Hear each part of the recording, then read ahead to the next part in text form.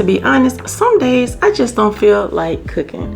And on those days, it's either an eat what you can find type of day, or we're heading in somebody's drive-through spending $60. So if you can relate, come on in this house, child. Today, I'm letting you in on my lazy meal prep system, which allows me to feed my family all week without spending all day in the kitchen.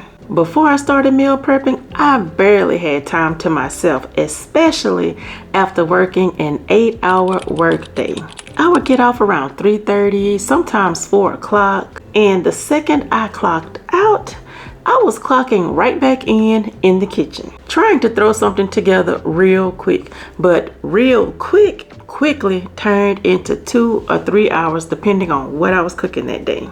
I was physically and mentally exhausted, but my day didn't end right there. I still had to fold clothes, I had to help with homework, I had to clean the house, and if my job needed me back again, I had to clock back in and help them out. So by the time all of that was done, I was done. And on those days when I didn't have the energy to cook, we were headed to Chick-fil-A, spending that $60 because it costs $60 to feed all 5 of us at Chick-fil-A. Now, in that moment, that $60 felt justified, but you know how we give ourselves excuses like, my pinky finger hurt, I can't get on that treadmill today. But in my case, my family gotta eat, I'm tired, I don't feel like cooking, let's go to Chick-fil-A. Every month, my husband and I sit down and go over our finances just to see what went right that month and what needs to change.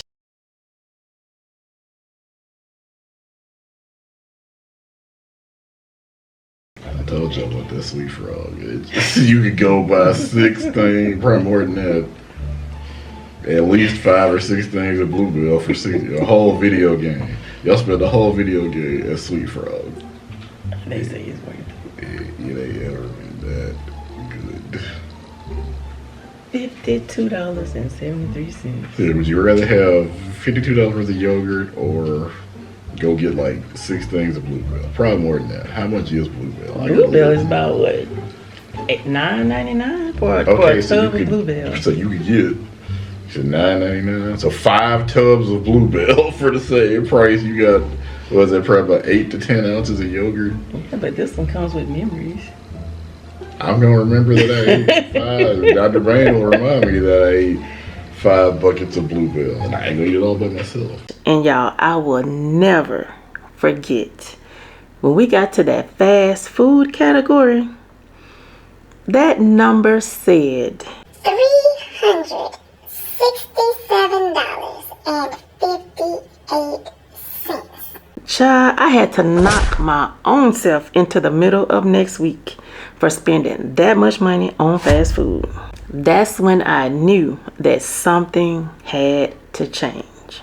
Because what we're not going to do is keep giving our paychecks to these fast food restaurants. And in that moment, that realization made sense to me. When I tell you information never clicked so fast in my brain, but yeah, it made complete and total sense at that point. The overspending, the being tired after work, the spending all day in the kitchen, it all made sense. And it wasn't just about cooking. It was about having a meal prep system that worked for me. Not an Instagram worthy system, not a TikTok worthy system, not even a Pinterest worthy system. A real life system that worked for me. And once I figured that out, everything changed. Now, at first, I did think that I had to meal prep 7 complete meals. And for us, that's 35 meals because it's 5 of us. My brain was immediately like, no ma'am, that is a lot of work for one day.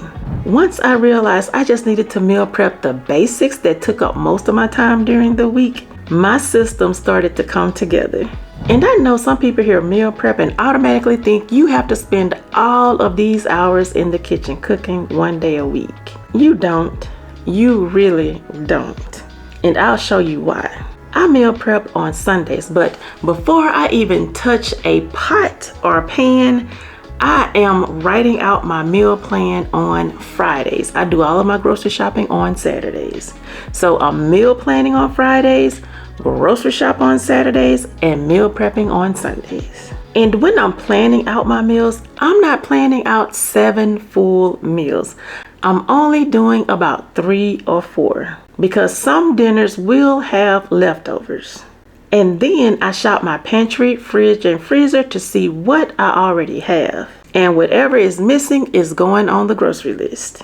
Doing it this way keeps you from spending money on groceries that you already have in your kitchen. Now you can flip this process by shopping your pantry, fridge, and freezer first, and then coming up with the meal plan. Either way works. Both ways save money. Some weeks I will do it one way, and some weeks I'll do it the other way. If my family is craving a specific recipe and I know we don't have the ingredients in this house, or if I want to try a new recipe, what I'm going to do is meal plan first.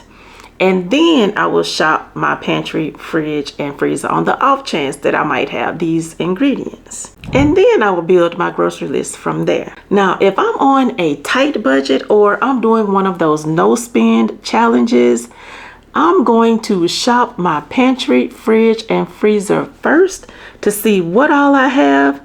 And then I will meal plan based on what's already at my house.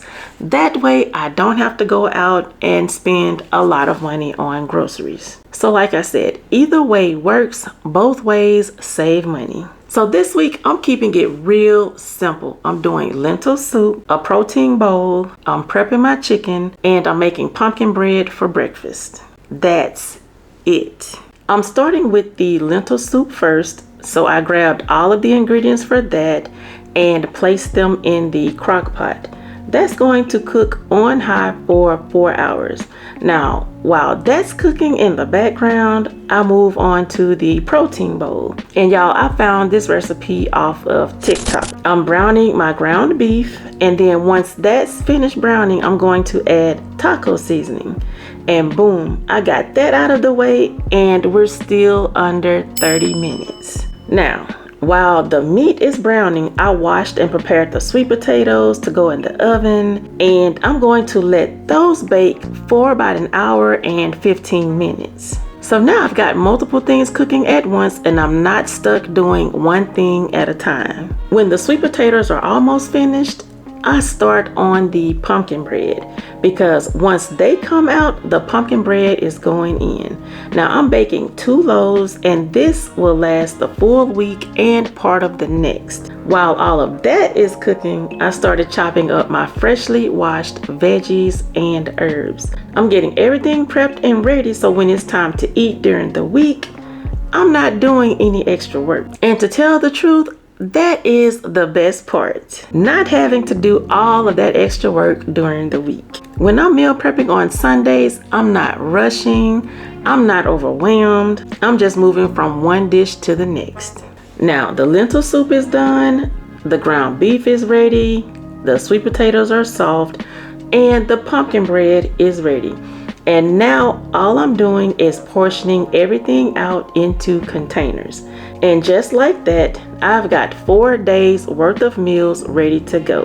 And for the other days, I'm keeping it very basic. We will have homemade hamburgers, manwiches, and chili dogs. Foods that I can throw together in under 30 minutes. And that's the goal, to make life easier during the week and not stress yourself out on Sunday. Now, there was a little trial and error with finding a meal prepping system that worked for my family. So let me save you from some of the mistakes that I made. Mistake number 1 was trying to meal prep 7 meals in one day. That is just not even possible. At least for me, it's not.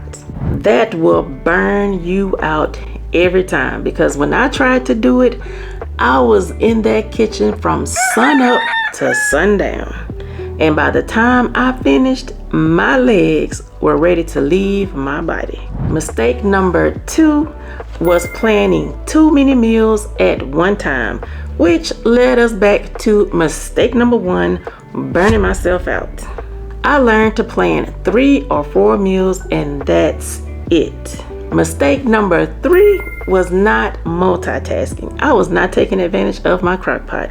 So if you have a crock pot, an air fryer, use whatever cooking utensils you have. Don't be like me where I was meal prepping 1 meal at a time and that was taking forever. Be sure to multitask and cook everything all at once. If you have like 3 or 4 pounds of beef, you can cook all of it at once and then divide it up. Once it's finished cooking, you can add taco seasoning to this bunch, you can add spaghetti sauce to this bunch, and you can just put this bunch up in a container somewhere. So you can even meal prep that way. That's a good way to multitask or cut down on the amount of time you spend in the kitchen cooking. I had to learn that the hard way too. Mistake number 4 was not having a solid meal plan. It's fine and all to cook all of these different foods. It really does look pretty and organized in all of these containers. Now, if you don't have a plan in mind, it's just gonna sit in your freezer waiting for you to cook it.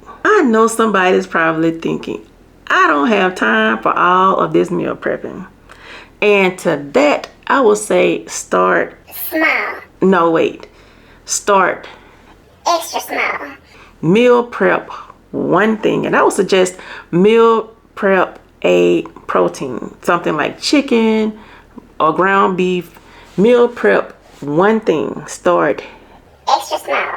And as you do this over and over and over again, you will have multiple meals that you can pull from the freezer, and that's when you will know that your system is working.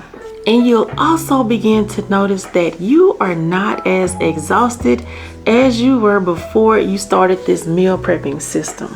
And you're definitely not living that fast food life like we were spending $60 at Chick-fil-A.